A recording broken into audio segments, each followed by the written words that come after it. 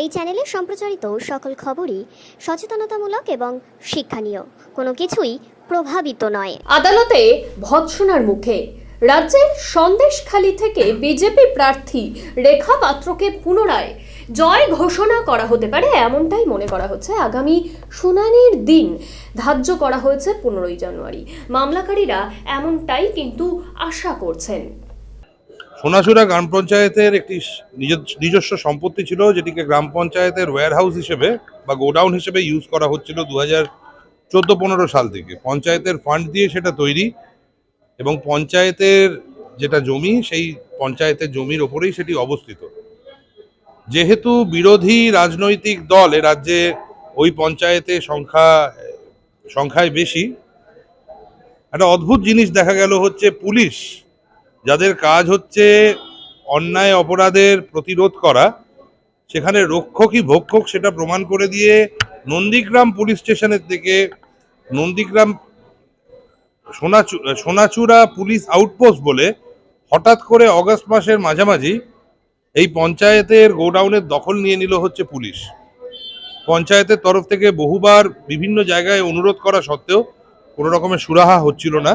তারপরে দেখা গেল যেহেতু যারা রাজ্যের শাসক দল তারাই সংখ্যায় এখানে বেশি আর কি, পূর্ব মেদিনীপুরের জেলা পরিষদ এবং পুলিশ এবং রাজ্য বেসিক্যালি তারা দুজনে একত্রিত হয়ে প্রাণপণ চেষ্টা করতে শুরু করলো পঞ্চায়েতের থেকে পঞ্চায়েতের এই জমি নিয়ে নেওয়ার জন্য, বেদখল করার জন্য। সেই বিষয়টিকে চ্যালেঞ্জ করে একটি মামলা করা হয়েছিল পঞ্চায়েতের তরফ থেকে। আজকে মামলাটি শুনানি হয় আজকে মাননীয়া জাস্টিস অমৃতা সিনহার কাছে। আদালতের কাছে আমরা আমাদের বক্তব্য পেশ করি, আমরা সমস্ত তথ্য এবং কাগজ দেখিয়ে বলি যে পুলিশ এরকম ভাবে অনৈতিক কাজ করছে, পুলিশ এই জিনিস করতে পারে না। রাজ্যের তরফ থেকে তখন বলা হয় যে না, এটা নাকি বহু পুরনো, মানে 2015-16 সাল থেকে নাকি পুলিশ আউটপোস্ট হিসেবে ইউজ করা হচ্ছে, সোনাচূড়া পুলিশ আউটপোস্ট হিসেবে। কিন্তু পিকিউলিয়ারলি রাজ্যের যে রিপোর্ট আদালতের কাছে আজকে পেশ করা হয়, তাতে এক জায়গায় লেখা ছিল, আমরা লিখেছিলাম 6 তারিখে বিডিওর কাছে অগস্ট মাসে, যে এরকম ভাবে পঞ্চায়েতের জমি দখল করা হয়েছে, পঞ্চায়েতের গোডাউন দখল করা হয়েছে, তো এটাকে ইমিডিয়েটলি পুলিশকে বলা হোক সরে যাওয়ার জন্য। তারপরেই দেখা যাচ্ছে হচ্ছে 7 তারিখে অগস্ট মাসের একদিন পরে আইসি নন্দীগ্রাম উনি আবেদন জানিয়েছেন এসপির কাছে, যাতে হোম অ্যান্ড হিল অ্যাফেয়ার্স ডিপার্টমেন্টের নামে এই পার্টিকুলার গোডাউনটা, যেটাকে পুলিশ জবরদখল করেছিল, এটিকে ইউজ করতে দেওয়া, মানে যাতে ট্রান্সফার করে দেওয়া হয় ল্যান্ড রেকর্ডসে। ওইটা দেখেই আমরা মাননীয় বিচারপতির দৃষ্টি আকর্ষণ করে বলি হচ্ছে যে আদালতের সামনে পুলিশ এবং রাজ্য জেলা পরিষদের সাথে একটা সমঝোতা করে শিক্ষা দেওয়ার জন্য, যেহেতু বিরোধী রাজনৈতিক দল এই পঞ্চায়েত চালাচ্ছে, এখানেই প্রাধান্য আর কি বিরোধী রাজনৈতিক দলের, এই কারবার করছে এবং কোর্টের সামনেও মিথ্যে তথ্য ওরা পেশ করছে। সমস্ত পক্ষকে শুনানি করার পরে আদালত আজকে একটি অন্তর্বর্তী আদেশ দিয়ে দিয়েছে। নন্দীগ্রাম পুলিশ স্টেশনকে বলে দেওয়া হয়েছে যে কোনো রকম ভাবে ওই গোডাউন কোনো পুলিশ আউটপোস্ট হিসেবে ইউজ করা যাবে না। পঞ্চায়েতের জমি, পঞ্চায়েতের গোডাউন পঞ্চায়েতই ইউজ করবে। আরও তার সাথে আমরা যেটি আরও একটি আবেদন করেছিলাম, কারণ আজকে প্রথমবারের জন্য আমাদের নজরে আসে যে 7ই অগস্ট এরকম একটা ল্যান্ড রেকর্ড ট্রান্সফার করার জন্য পুলিশের তরফ থেকে এসপির কাছে একটা গেছে, আপনার রিকোয়েস্ট গেছে, তো সেটাও যাতে কোনো রকমভাবে এফেক্ট না দিতে পারা যায় সেই বিষয়েও আজকে মাননীয় আদালত একটি অন্তর্বর্তী আদেশ জারি করেছেন। আগামী জানুয়ারি মাসে শুরুর দিকে আবার মামলাটি 15 তারিখে আবার শুনানির জন্য আসবে।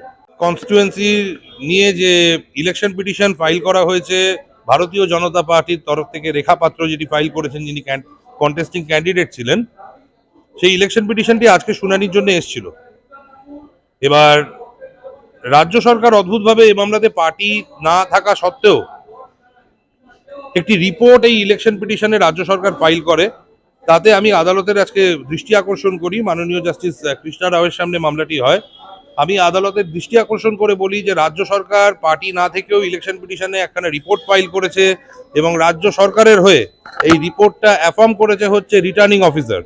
তার মানে খুব ক্লিয়ারলি বোঝা যাচ্ছে হচ্ছে যে রিটার্নিং অফিসার যিনি ছিলেন, সে তো নির্বাচন কমিশনের আন্ডারে ছিলেন, তো তার ইম্পার্শিয়ালিটি বলে কিছু নেই, সে নিজেকে রাজ্যের অঙ্গ হিসেবেই কনসিডার করে তাই জন্য এরকম একখানি রিপোর্ট দিয়েছেন।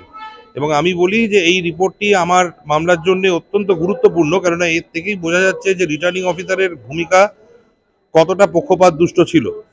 আদালত সেটি শুনে রাজ্যকে মানে ভৎসনা করেন এবং রাজ্যকে জিজ্ঞেস করা হয় যে আপনারা কাদের নির্দেশে এই মামলায় দাঁড়াচ্ছেন, আপনারা তো পার্টি নন।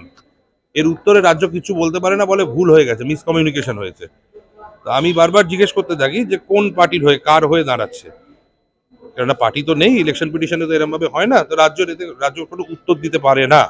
ফাইনালি আদালতের কাছে তারা ক্ষমা চেয়েছে, ক্ষমা চেয়ে তারা ওই অ্যাফিডেভিটটা উইথড্র করেছে। যদিও অ্যাফিডেভিটটা আমরা রেখে দিয়েছি, এবং আমি বলেছি হচ্ছে যে রিটার্নিং অফিসারের যখন অলরেডি রেকর্ডে উনি এরকম একটা স্টেটমেন্ট অফ ফ্যাক্ট ইন্ট্রোডিউস করেছে রাজ্যের তরফ থেকে অ্যাফিডেভিট ফাইল করে, ওনার তো উচিত তাহলে এটাতে রিটার্ন স্টেটমেন্ট ফাইল করার। আদালত নির্দেশ দিয়েছে রিটার্নিং অফিসারকে এই মামলাতে এখন রিটার্ন স্টেটমেন্ট ফাইল করতে হবে। মামলাটি পুনরায় শুনানির জন্য আমরা এই হাজি নূর, যিনি ওখান থেকে জিতেছিলেন, যেটা আমরা চ্যালেঞ্জ করেছি আর কি, তার মৃত্যুর তথ্যটাও আজকে অ্যাপ্লিকেশনের মাধ্যমে ইন্ট্রোডিউস করেছি। স্যুটটা এবার ইলেকশন পিটিশন যেটা আছে, এটা শুনানির জন্য আবার জানুয়ারি মাসে কবে, জানুয়ারির ওই মাঝামাঝি আবার রাখা হয়েছে মামলাটি। এবার 15ই জানুয়ারি না, হ্যাঁ, তো শুনানির জন্য ওরকম সময় রাখা হয়েছে। তো মামলা এবার শুনানির অগ্রগতি হবে। আমাদের দৃঢ় বিশ্বাস মামলার যা মেরিট, তাতে এই ইলেকশন, এই রেজাল্ট স্যাটিসফাইড হবে, এবং আমাদের যিনি মক্কেল আছেন, যিনি বিজেপির ক্যান্ডিডেট ছিলেন রেখা পাত্র, ওনাকে উইনার ডিক্লেয়ার করা হবে। নমস্কার।